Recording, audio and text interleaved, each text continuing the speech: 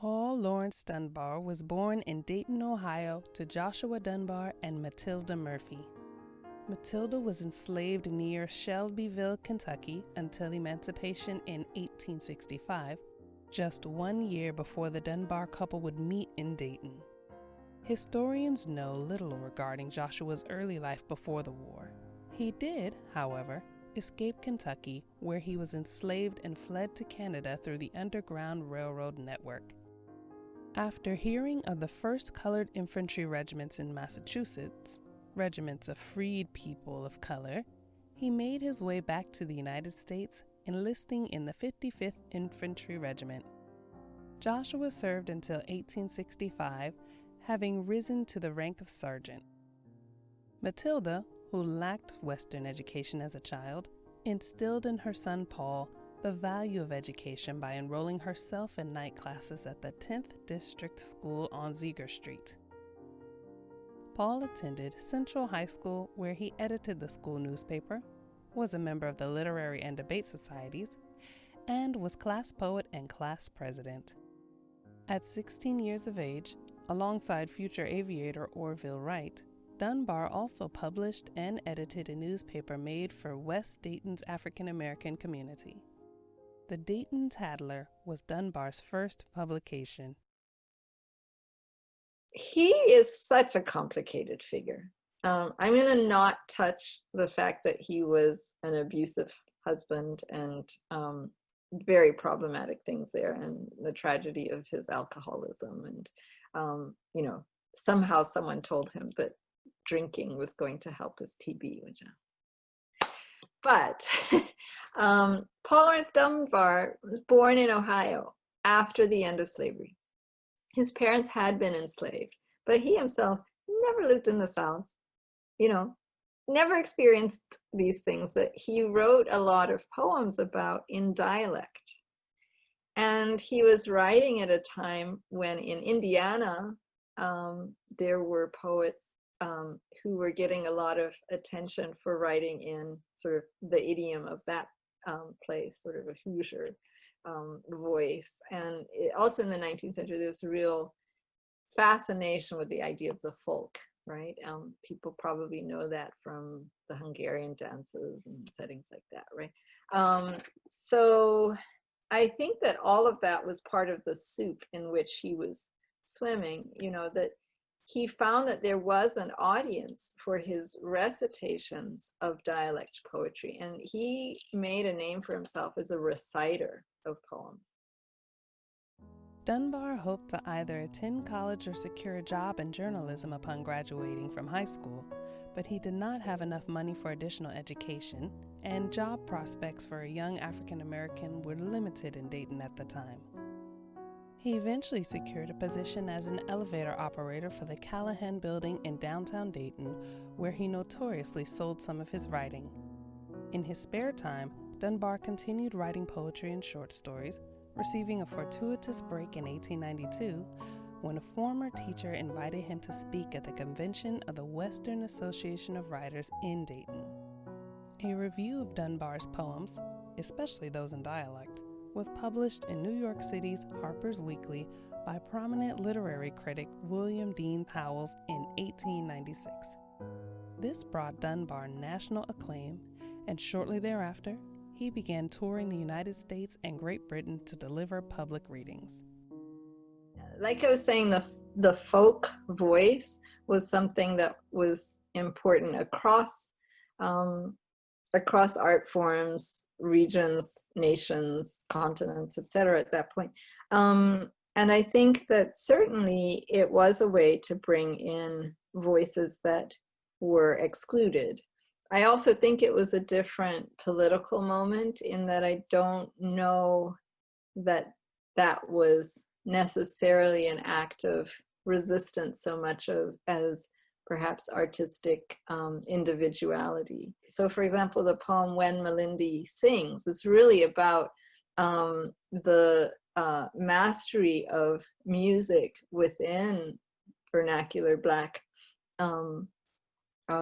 singing that even somebody who rehearses for a long time, you can hear this poor white woman trying to rehearse.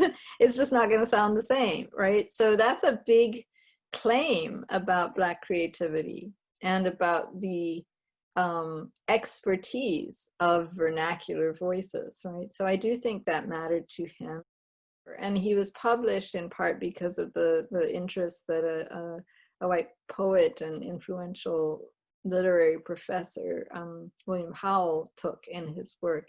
He also published a number of these smaller collections in volumes where they were illustrated by photographs taken by students at Hampton, at HBCU in Virginia, where they had a photography club or program and stuff. In 1897, Dunbar accepted a job as a research assistant at the Library of Congress in Washington, D.C. However, as his literary success grew, his health deteriorated, and he soon left the job. After a stormy engagement, Paul eloped with fellow poet and activist Alice Ruth Moore, whom he courted for several years chiefly by letter. They married in New York on March 6, 1898. Shortly after, Dunbar was diagnosed with tuberculosis. This diagnosis, in an age without antibiotic medications, disrupted his relationship with Alice. Dunbar was given what was at the time a common prescription for the side effects of tuberculosis: alcohol.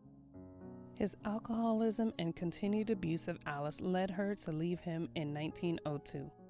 Although she refused to have contact with Paul for the remainder of his life, the couple did not divorce.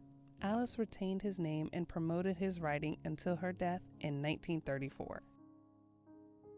So we're post-slavery, and this Reconstruction period, you know, when Black folks are exploding. His relationship with his wife, his marriage to Alice Ruth Moore, is our first example of an epistolary romance between two Black free people. And there are 360 some odd letters. And they're rubbing shoulder. It's the who's who of Black movers and shakers at that time. They writing about, at one point, you know, because Paul is a philanderer, and Alice is writing him saying, you know, Harry Burley told me not to talk to you. And Paul is writing back like, he needs to shut up. I mean, of course, it's so eloquently said, right?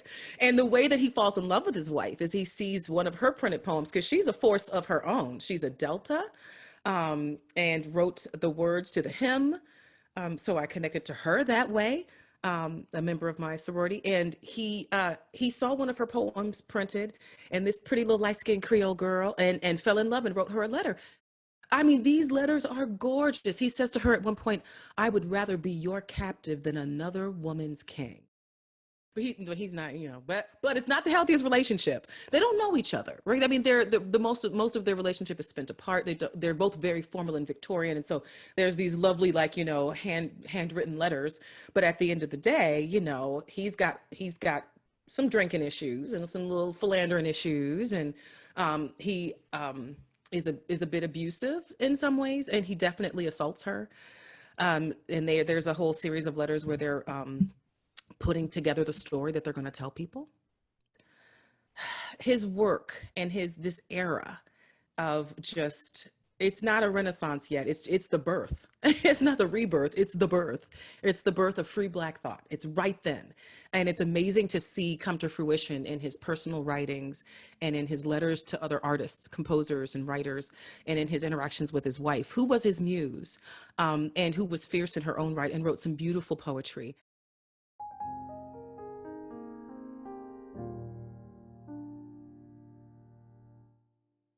He also wrote a huge number of poems in kind of almost archaic standard English that were not particularly interesting or popular with the primarily white audiences who were attending these recitations.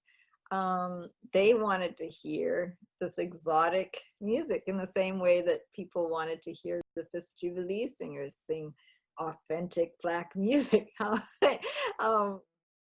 Black composers have been among the primary scholars of his standard poems, his standard English poems. I do know that he felt disappointed by the fact that his standard English poems were not taken seriously. And for example, he wrote tributes to people like Frederick Douglass in standard English that are just as important for asserting the dignity and significance of Black culture as the dialect poems, but haven't been adopted in this kind of representative way as some of the other works have.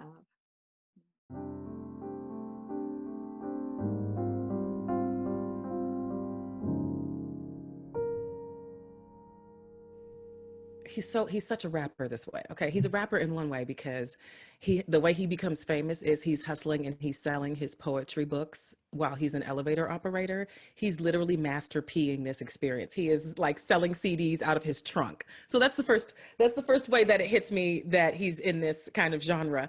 And the other reason is because of this. He comes about in this era of the plantation tradition, right? So people are writing in dialect. He's not doing something new per se. And he's not the last. He's not the first and he's not the last. He does it in a very effective way. But he comes about in this time where writers are really wanting to make America great again. And talking about how happy the darkies were on the plantation and life was simpler then, and we were all happier then, right? And so, you know, of course, there's this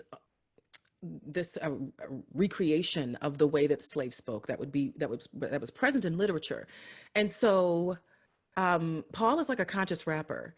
Like he's still got a gold chain or two, but if you listen, he's saying something, right? He's like Tupac kind of, right? So here comes Paul using this dialect, but he's talking about you. Wait a minute, you know, he's giving some scathing critical commentary about the world.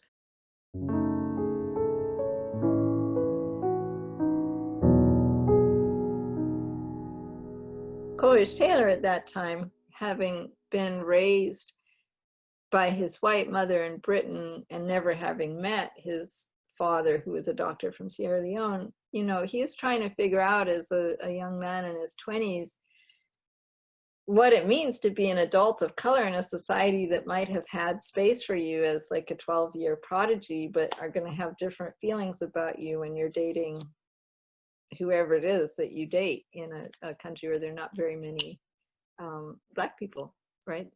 So part of what appealed to him was Dunbar's references to race in his music. They had a multivalent relationship to each other in a way that Coleridge Taylor did not have to to Longfellow. So that's important as well, that this is a relational musical form in so many ways. And that is a model for a way of being together that I think we need and that we have had and that we need to bring forward at a time like this. Yeah.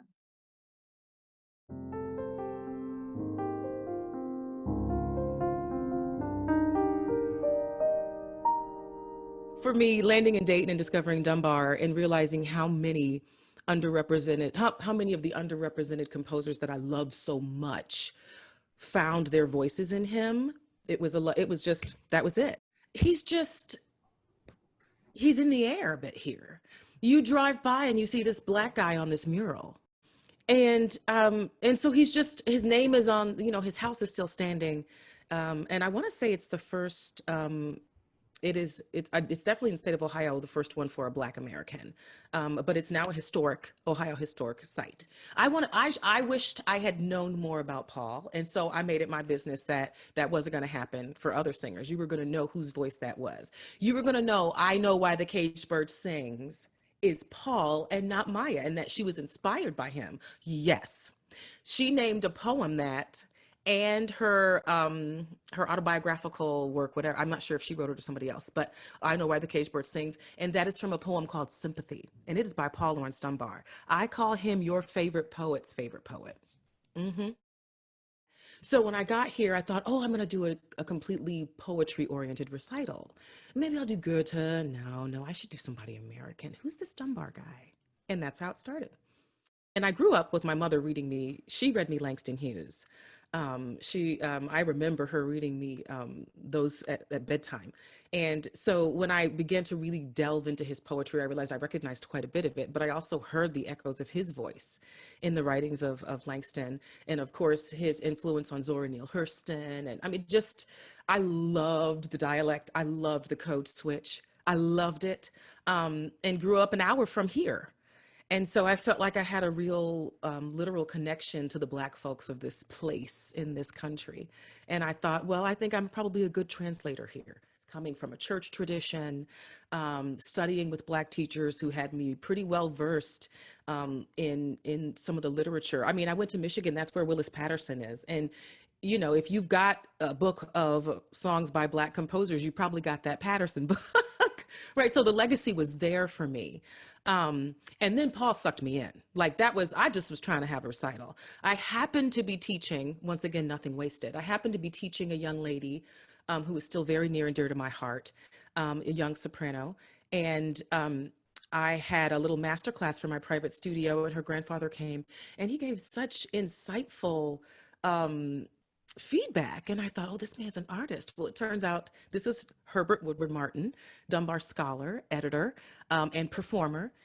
And so I thought, Herb, what if we do this recital where I'm going to sing, because, you know, I got to have a gimmick. I'm going to sing, Herb, and then you speak. And then I sing, and then you speak.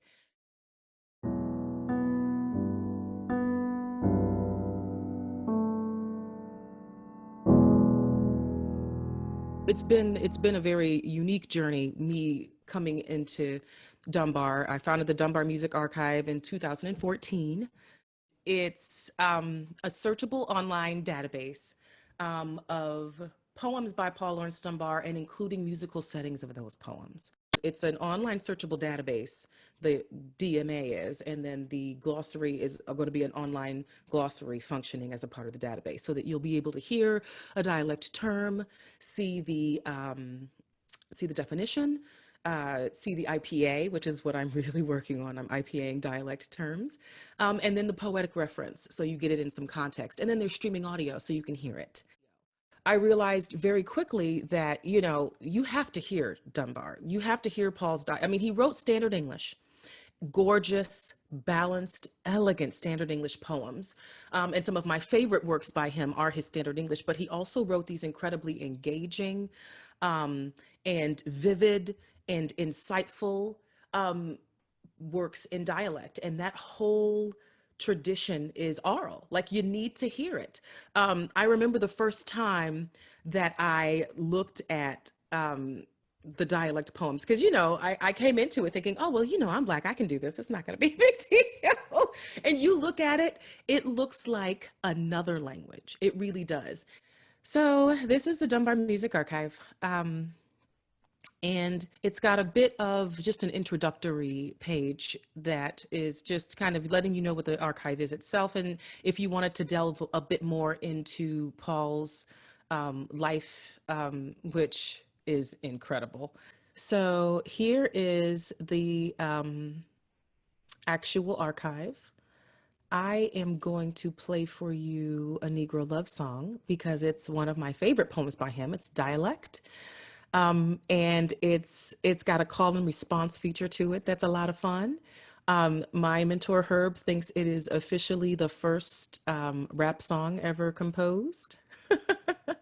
But if you notice, you will see that there are musical settings of this poem. There is a streaming audio here at the top of the page, and then the text to the poem underneath. And of course, my person doing my recordings is none other than Herbert Woodward Martin, right? Because he's a specialist in his field and just incredibly gifted in the area. A Negro love song. Of recitation. Here he goes. I seen my lady home last night. Jump back, honey, jump back. I held her hand and I squeezed it tight. Jump back, honey, jump back. I heard a sigh, a little sigh. I seen a light gleam from her eye and a smile go flitting by. Jump back, honey, jump back. I heard the wind blow through the pines. Jump back, honey, jump back. The mockingbird was a singing fine. Jump back, honey, jump back. And my heart was beating so when I reached my lady's door that I couldn't bear to go. Ooh, jump back, honey, jump back. Now I put my arm around her waist. Oh, jump back, honey, jump back. I raised her lips and took a taste. Ooh, jump back, honey, jump back. Love me, honey, love me true, love me well as I love you. And she answered, 'cause I do. Jump back, honey, jump back.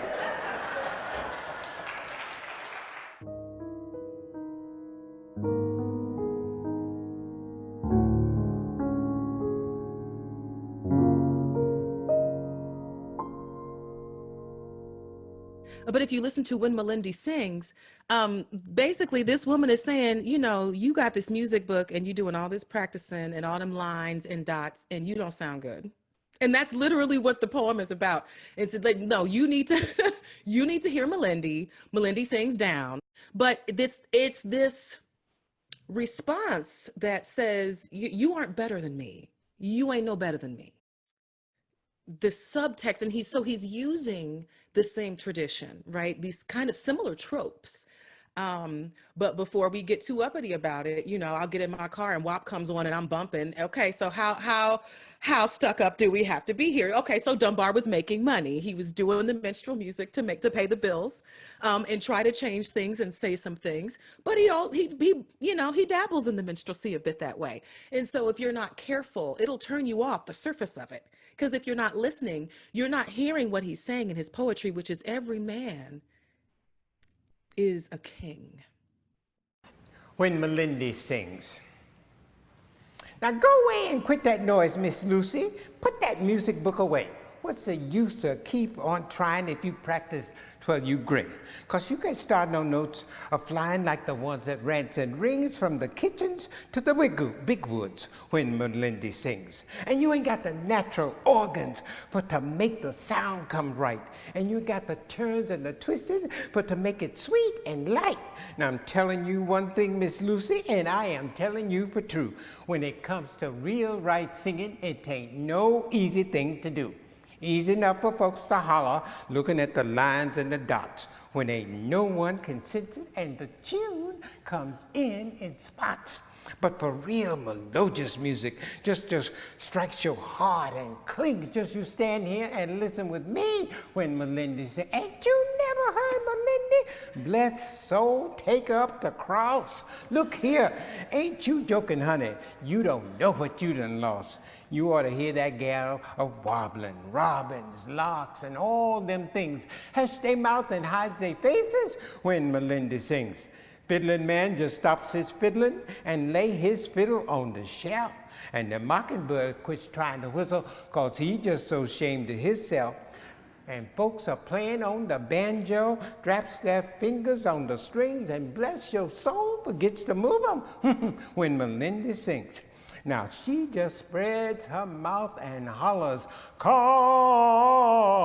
to Jesus. Twirl you hear sinners, trembling steps and voices, timid like, a drawing near. And then she turns to Rock of Ages. Simply to the cross she clings, and you find your tears are dropping when Malindy sings. Now who that says that humble praises with the master never counts? Hush your mouth, I hear that music as it rises and it mounts, floating by the hills and valleys way above this burying sod, as it makes its way in glory to the very gates of God. Oh, it's sweeter than the music of an educated band, and it's dearer than the battle song of triumph in the land. And it seems holier than evening when solemn church bells ring, as I calmly sit and listen while Malindy sings. Towser, you stop that barking, you hear me? Mandy, make that child keep still. Don't you hear the echoes are calling from the valleys to the hills? Let me listen. I can hear it through the brush of angels' wings, soft and sweet. Swing low, sweet chariot, coming for to carry me home. Swing low, as Malindy sings. And if you are lucky, and I'm sure it's probably on YouTube, Cicely Tyson recited this at Aretha Franklin's funeral. It is one of the, I was on my floor, I was on the floor. I was on the floor. What her genius brought to it, and in honor of that great voice. Yeah, so this is When Malindy Sings. And as you can see, she's basically saying, Miss Lucy, you can't sing. And you so fancy with all your learning books, and you can't sing. And that message comes back over and over. Paul Laurence Dunbar stands out as the first poet from the Negro race in the United States to show a combined mastery over poetic material and poetic technique, to reveal innate literary distinction in what he wrote, and to maintain a high level of performance. He was the first to rise to a height from which he could take a perspective view of his own race. He was the first to see, objectively, its humor, its superstitions, its shortcomings. The first to feel sympathetically its heart wounds, its yearnings, its aspirations, and to voice them all in a purely literary form. From the Book of American Negro Poetry by James Weldon Johnson, American civil rights activist and writer.